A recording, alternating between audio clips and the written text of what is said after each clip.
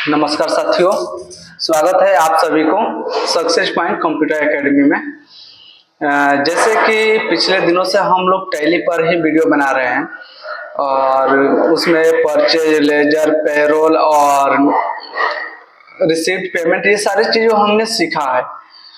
तो एक मन में ये भी आ रहा है कि हमने कोई बिजनेस स्टार्ट किया है और कोई बिजनेस स्टार्ट करने के बाद हमने कोई चीज करने के बाद उसको सेल करते हैं।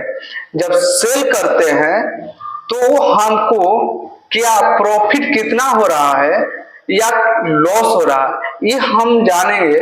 तो हमको आगे बिजनेस जानिए, एक चीज ऐसे समझ के चलिए कि मान के चलिए कि हमने बिजनेस किया है और बिजनेस स्टार्ट किया तो हमने कोई चीज खरीद बिक्री का कार्य जैसे ही स्टार्ट किया है तो खरीदे और बेचे, तो हमको पता चलना चाहिए ना कि लॉस हो रहा है कि प्रॉफिट हो रहा है। जब यही पता ना चलेगा कि लॉस होगा कि प्रॉफिट होगा तो फिर हम लोग को बिजनेस करना बेकार है। तो आज हम ये सीखने वाले हैं कि अपने टैली प्राइम में परचेज और सेल का ट्रांजैक्शन करते हुए आप अपने बैलेंस शीट कैसे चेक करेंगे, आप ओवरव्यू कैसे पता करेंगे कि हमारे कितना प्रॉफिट हो रहा है, कितने स्टॉक में अभी माल बचा हुआ है, कब खत्म हो रहा है। ठीक, तो एक एक करके हम लोग जानेंगे। उसके लिए देखिए यहाँ पर लिखा हुआ है प्रॉफिट एंड लॉस, यहाँ पर देख सकते हैं, यहाँ पर प्रॉफिट एंड लॉस लिखा हुआ है। यहाँ पर ओपनिंग स्टॉक लिखा हुआ है। आप देखिए ओपनिंग स्टॉक का मतलब ये हुआ कि हमने परचेज किया और परचेज जो भी किया वो हमने गोदाम में रखा माल। मान के चलिए 50,000 का माल अगर हमने परचेज किया है तो वो हमारे गोदाम में शो होनी चाहिए। ठीक, तो 50,000 का जैसे ही हमने गोदाम में रखा तो वो ओपनिंग हो जाएगी और हम नहीं बेचेंगे तो वो 50,000 में क्लोजिंग में शो करेगा, क्योंकि आज हमने खरीदा है बेचा है ये नहीं है, तो उतना ही अमाउंट क्लोज हो जाएगा अगले दिनों की बिजनेस करने के लिए। तो चलिए आगे चलते हैं तीनों। तो उसके लिए सबसे पहले हम लोग तो चलेंगे आपको भाउचर में, और भाउचर में जाएंगे तो कुछ बेचने से पहले आपको कुछ खरीदना पड़ेगा। जैसे मान लीजिए कोई भी आपकी तो फॉर्म हो, तो अगर एग्जांपल ले लीजिए कि सक्सेस पॉइंट की कंप्यूटर एकेडमी है और हमने यहाँ पर कंप्यूटर के पार्ट्स भी बेचते हैं। ठीक, आप ले सकते हैं दिलीप सर का जो है, तो मान लीजिए कंप्यूटर पार्ट्स का है तो हमारे पास जो कंप्यूटर के पार्ट्स होंगे अगर वो खरीदेंगे नहीं तो हम कस्टमर को बेचेंगे कैसे। तो उससे पहले हमको खरीदना होगा। खरीदने के लिए आप F9 प्रेस करके परचेज को इनेबल कर लीजिए और यहाँ पर लिखा हुआ सप्लाई और इनवॉइस नंबर, यहाँ पर इनवॉइस नंबर दे दीजिए।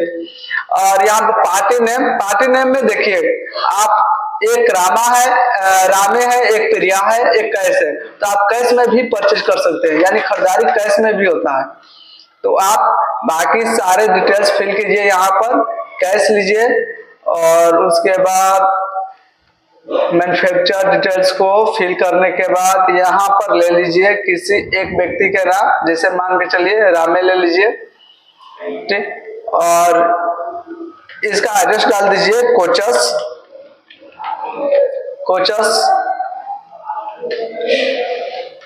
चलिए देखिए, अगर आपको ये वीडियो अगर समझ में आ रही है तो एक लाइक जरूर करिए और कमेंट कीजिए, क्योंकि आपकी एक लाइक और एक कमेंट मुझे हिम्मत देती है कि अगला वीडियो बनाए, यानी बहुत अच्छा फील होता है, उत्साह देती है। तो प्लीज आप लोग एक सुंदर सा कमेंट करना और एक लाइक करना ना भूलें तीनों, और वीडियो हो सके तो शेयर करें, नहीं तो कमेंट और लाइक जरूर करिएगा। ठीक, तो यहाँ पर हम लोग कीबोर्ड खरीदते हैं, मान के चलिए 20 पीस खरीदते हैं, 20 पीस 1000 के रेट से, यानी एक कीबोर्ड 1000 प्रति पीस के हिसाब से हमने 20 पीस खरीदा है कीबोर्ड। माउस भी आपको एक कीबोर्ड और माउस कैसे आ रहा है तो इसका एक वीडियो हमने बना चुके हैं कि हम लोग लेजर कैसे क्रिएट करें। ठीक, तो आप वो वीडियो देख सकते हैं, हमने पहले से वीडियो बना चुके हैं। मान लीजिए एक माउस हम लोग 500 रुपया में खरीद रहे हैं। अब देखिए दो चीज होता है, हमने सारे वीडियो में ये बताते आए हुए हैं या क्लास में भी ऑफलाइन में ही बच्चों को ये बताते हैं कि हम लोग खरीदते हैं तो भी टैक्स देना है सरकार को और बेचते हैं तो भी टैक्स देना है सरकार को। ठीक, तो यहाँ पर SGST अगर आपको पता ना है कि SGST और CGST कैसे इनेबल होता है तो इसका वीडियो हम बना चुके हैं, ठीक। आई बटन पर क्लिक करके आप वो वीडियो देख सकते हैं, ठीक। CGST, आप देखिए दो चीज यहाँ पर समझिए, यहाँ पर आपको जो मिल रहा है कि ये जो 20,000 और 5,000, 20,000 का आपने कीबोर्ड खरीदा और 5,000 का माउस खरीदा, तो दोनों को मिला के आपको 25,000 हुआ। तो 25,000 ये टैक्सेबल अमाउंट हुआ। कितना हुआ? ये टैक्सेबल अमाउंट। अगर टैक्सेबल अमाउंट को कहा जाए तो टैक्सेबल अमाउंट का मतलब ये हुआ कि उस पर कोई टैक्स नहीं लगा है, ठीक। लेकिन जैसे ये 2250 रुपया राज्य सरकार के या 2250 रुपया केंद्र सरकार की टैक्स लग जाती है, तो जुट के हो जाता है 29,500 यानी 2,950, यानी सॉरी 29,500 ये आपका अमाउंट हो जा रहा है। तो इसको कहेंगे नेट अमाउंट। इसको क्या कहेंगे? Net amount.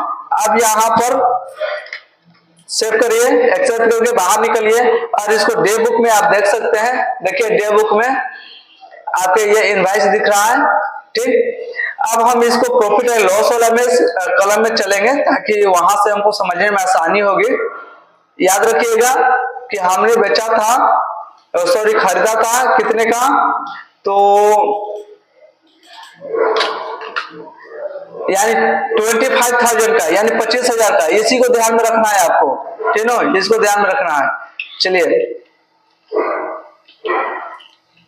आ जाइए प्रॉफिट एंड लॉस में। तो हमने क्या बताया कि ओपनिंग स्टॉक उसको कहते हैं कि जितने का आपने माल खरीदा है। हमारी क्लोजिंग स्टॉक में आपको 25,000 का माल दिखा रहा है, यानी हमने अभी तक ये सेल नहीं किया है, क्योंकि माल खरीदे हैं तो बेचेंगे, और जाहिर सी बात है जब तक बेचेंगे नहीं तो प्रॉफिट कमाएंगे कैसे?